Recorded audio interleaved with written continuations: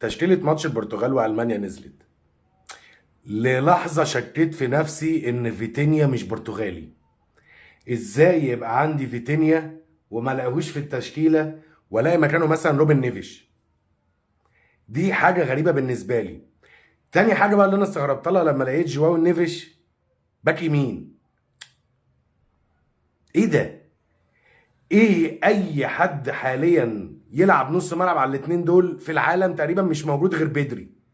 لو بدري موجود ممكن يلعب على حد من الاثنين، غير كده انا ما اظنش ان في حد في العالم ممكن يلعب حاليا على فيتينيا وجواو نيفيش ولا باك يمين.